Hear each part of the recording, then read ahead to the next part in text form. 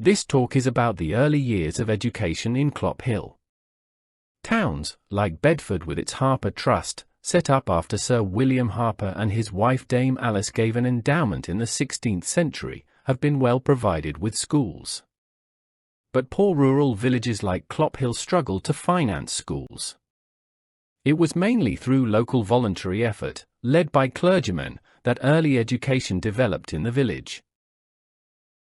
Clophill was an agricultural community where the men worked, mostly, in the fields as agricultural labourers, and their wives and children worked at straw plaiting, a common cottage industry. There were straw plat schools for the young children where, as well as learning to plait straw, they may have received some basic education such as learning to read. For those that could afford it, there were what was known as dame schools, run by women in their own homes. Children were given a basic education, starting with reading and writing. The better schools may have taught some mathematics and English grammar. Initially, the clergy set up Sunday schools. These were schools that took place on Sundays, as the children were either at straw plat school or working in the fields for the rest of the week. Here they were taught to read the Bible and instructed in the liturgy and catechism. In 1807, Samuel Whitbread, of Southill Park, introduced a bill in Parliament to give each child 2 years of education, but the government did not see the benefit of educating the rural poor. It was considered too expensive to implement, and it was also thought that the introduction of such a scheme would take the people away from manual work and make them dissatisfied with their social situation. In 1818 the government started to see the benefit of the education of rural children and carried out a review asking for questions. The response for Clophill was: Clophill population 721. A Sunday school for 60 boys, the funds of which are £6 per annum. 2 Sunday schools for 80 girls, 30 of whom are clothed. The poor are desirous of education. Elementary Education Act of 1870 was the very first piece of legislation to deal specifically with the provision of education in Britain. The Act made provision for the elementary education of all children aged 5 to 13, and established school boards to oversee and complete the network of schools, and to bring them all under some form of supervision. The Elementary Education Act of 1880 finally made school attendance compulsory between the ages of 5 and 10. The 1893 legislation extended the age of compulsory attendance to 11, and in 1899, to 12. In 1811, the National Society for Promoting the Education of the Poor in the Principles of the Established Church in England and Wales was founded. Known as the National Society, it started to make grants towards setting up schools. The society believed that the national religion should be made the foundation of national education.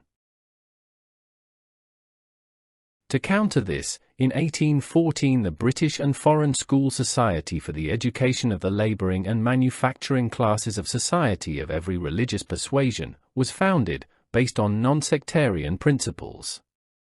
During the 19th century, the Society started a number of the British schools and teacher training institutions, which in many places maintained an active rivalry with the national schools of the established church. The first mention of formal education in the village is in a deed of Mr. Richard Redd, a tanner, dated 1630, which concerns the gift of a plot of land measuring 16.5 feet by 24 feet. To quote, given on trust that they build a convenient schoolhouse, for the education and religious upbringing of the children of Clophill, in virtue and learning, and for the habitation and dwelling of a schoolmaster, he being a discreet, well-learned man of honest life, civil carriage and good behaviour. There appears to be no evidence as to whether such a schoolhouse was actually built. There are many references in the parish notes to schools in the village, but where the schools were held is not known. For example, Edward Lancaster, village schoolmaster, died on the 12th of July, 1790. In 1809, a Sunday school for 30 boys was set up by private contributions. The parish notes of 1812 noted that a second Sunday school for girls was started to teach a further 20. Pigot's Directory of 1839 states that in the village is a good school in which 130 boys are instructed on Dr. Bell's system, i.e. the monitorial system. It also states that there is a separate school for 60 girls.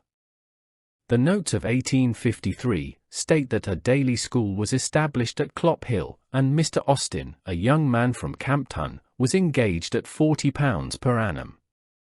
The school was for boys and girls above 7 years old. The parish notes of 1844 lists the following schools in the village.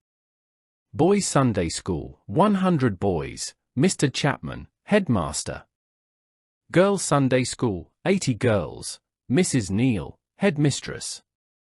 Boys' Reading and Writing School, 130 boys, headteacher not listed.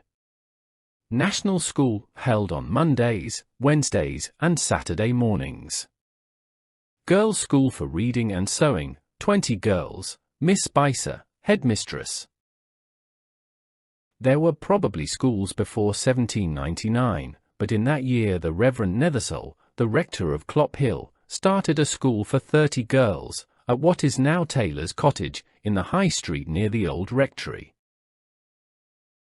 Above where the doorway used to be is a stone lintel with the Latin inscription Janua Vitae Verbum Domini, which can be translated as "The gateway to life is the word of the Lord." At the rear of the cottage is a stone with the inscription MDCXCWP Nethersole Rector. Girls at the school wore a shawl, known as tippet. The doll, which is on show in the church on special occasions, represents one of the pupils wearing one. In 1835, the National Society made a grant towards building a school for 110 boys. This was the building, later known as the Reading Room, that was to the east of the church in the High Street. It is now demolished. In 1871 the National Society made a grant of £100 in aid of building schools and a teacher's residence. This school stood on the land in front of the present St. Mary's School, and was officially opened in 1872.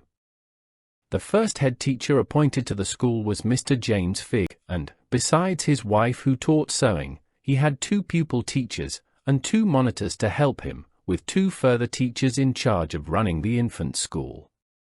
The curriculum, as stated in the logbook, was arithmetic, reading, writing, dictation, scripture, often taken by the rector, and sewing for the girls.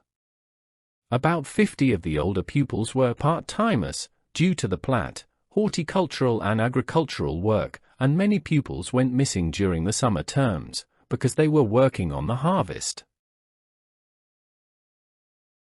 Clophill is unusual in that the school logbooks have survived. Here are some examples from the school logbooks. The 23rd of June, 1893. Some children have been irregular this week, owing to their mothers going out and gathering peas or fruit, and the children kept at home to mind the house and baby. The 15th of March, 1822. 16 boys left school for a few weeks to go stone picking. 5 went to Countess Cowper's to work. The 6th of October, 1829. Owing to the harvest being so backward this year, another week's holiday was given to enable the children to go gleaming. In 1973, St. Mary's School was built, and the old National School was subsequently demolished.